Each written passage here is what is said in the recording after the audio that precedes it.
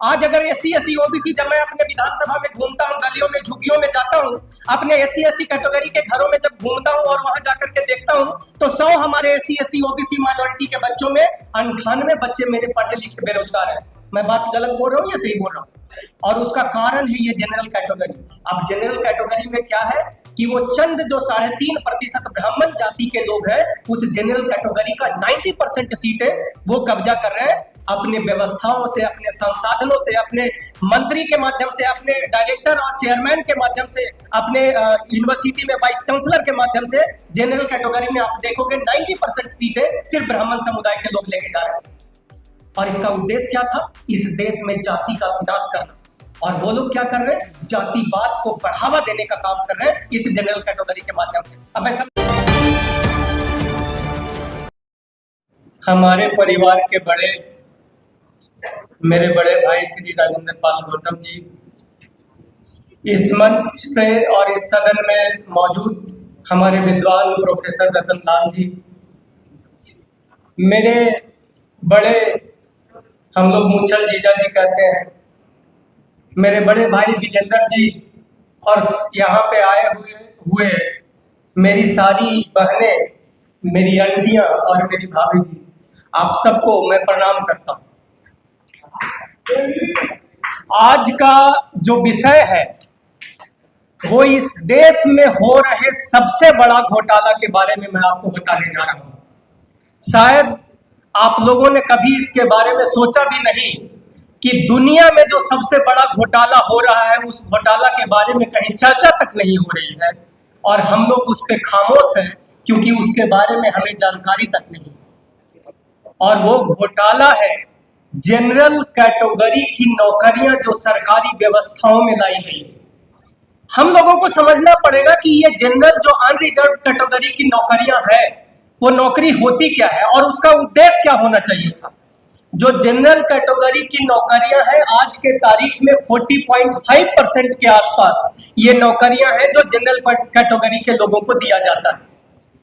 और इससे एक्सपेक्टेशन क्या होनी चाहिए इस देश को कि वो लोग जो हमारे समाज के मेधावी छात्र हैं, वो छात्र जब सरकारी नौकरियों और सरकारी जिम्मेदारियों में जाए तो इस देश में जाति नामक जो जहर है, उस जहर को खत्म करना उनका उद्देश्य होना चाहिए था। लेकिन इसके विपरीत हुआ। ये जो 40% आज के तारीख में, 2019 से पहले ये लगभग 50% था। तो जो 40.5% लोग जो जनरल कैटेगरी, जिसमें कि हम लोगों ने अपना योगदान दिया, अगर 2011 के आप जातिगत जनगणना को आधार मानेंगे, एससी समाज का है हमारा 17.5% आबादी है और 15% रिजर्वेशन मिलता है, और ये 2011 की जाति जनगणना के अनुसार मैं बात कर रहा हूँ। तो इसका मतलब 2.5% हम लोगों ने हर साल दिया जनरल कैटेगरी में। इसका मतलब 2.5 लाख हमारे बच्चों की नौकरियां हमने किसको दे दिया? जनरल कैटेगरी के लोगों को दे दिया। एसटी समाज की अगर हम लोग बात करें तो 8.5% और उनको 7% मिलता है। इसका मतलब उन्होंने भी 1 लाख बच्चों की नौकरी अपनी काट करके जनरल कैटेगरी में डाला। अगर ओबीसी समाज की बात हम करें और बिहार की जाति जनगणना को हम लोग आधार मानते हैं तो ओबीसी की आबादी लगभग 63% है। इसका और उनको आरक्षण मिलता है महज 27%। इसका मतलब ये हुआ कि लगभग 35%, ऊपर नीचे 1-8% आप समझ रहे हो, लगभग 35% जो ओबीसी समाज के लोग जनरल कैटेगरी में, यानी 35 लाख बच्चों की अपने पेट काट के हम लोग जनरल पूल में डाल रहे हैं।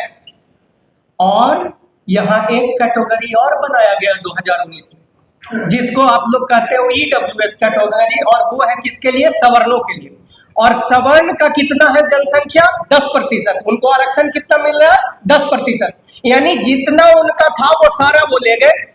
और जनरल कैटेगरी में जिसमें सबसे ज्यादा हम लोगों ने अपना योगदान दिया, उसका भी 90% सीटें सिर्फ सवर्ण लोग लेकर के जा रहे हैं, और हम लोग अपने बच्चों को बेरोजगार बनाते जा रहे हैं, और इस पे हम चर्चा तक नहीं कर रहे।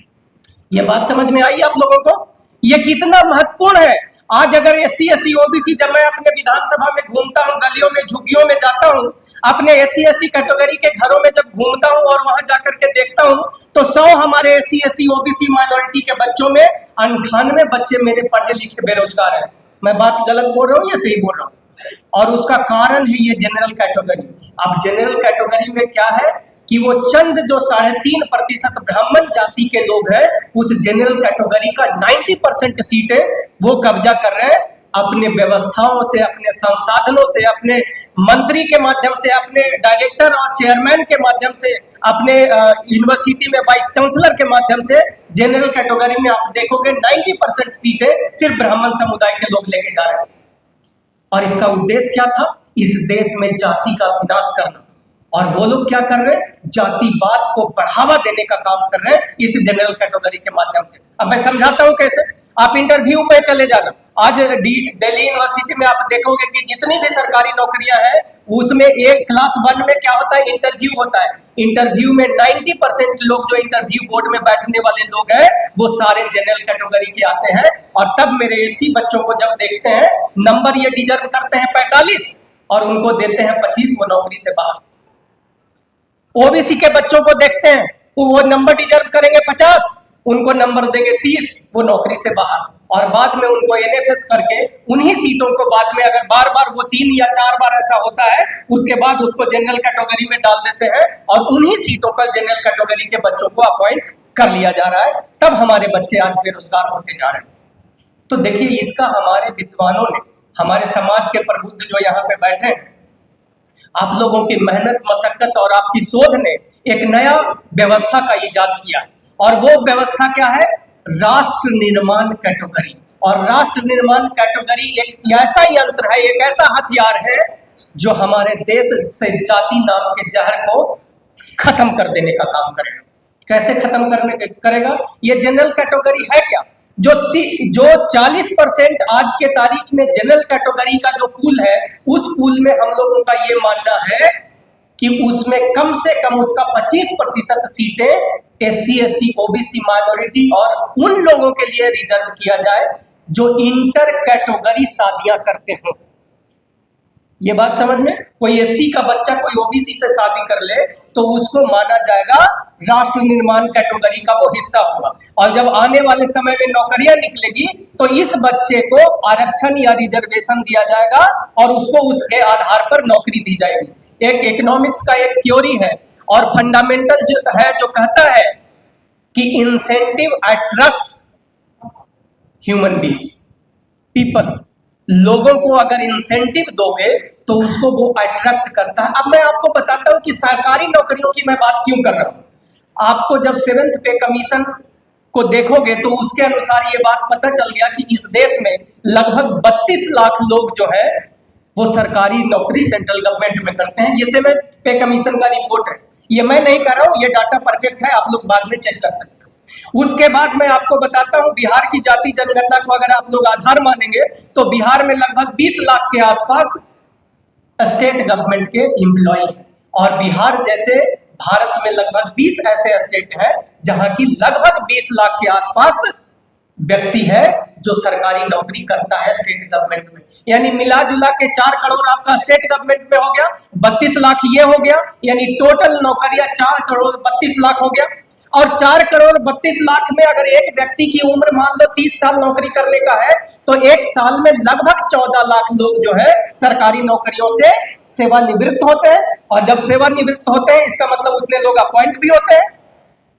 तब हम कह रहे हैं कि वो 14 लाख में अगर 25% लोगों को हम लोग राष्ट्र निर्माण कैटेगरी से अगर हम लोग अपॉइंट करना शुरू कर देते हैं, इसका मतलब लगभग 25% 14 का कितना हो गया? 3.5 लाख। और आज के तारीख में बेरोजगारी का ये आलम है। मैं कल सुन रहा था एक माननीय जातिवादी सांसद से, वो लोकसभा में बता रहे थे कि बेरोजगारी का आलम ये है कि अभी D ग्रेड की नौकरियां निकली थी लगभग 60,000 रेलवे में, और उस 60,000 नौकरियों को फिल करने के लिए 2.5 करोड़ बच्चों ने हमारे अप्लाई किए। उसको मैंने कोशिश किया कि एक सीट पे कितना आता है, तो लगभग 300 से 400 के बीच बच्चे एक सीट पे अप्लाई करते हैं। इसका मतलब अगर 25% जिसको कि हम लोग कह रहे हैं कि जो राष्ट्र निर्माण कैटेगरी से आएगा, तो आप समझना कि एक कितना बड़ा फौज होगा जो जाति जहर के वो खत्म करने का काम करेगा।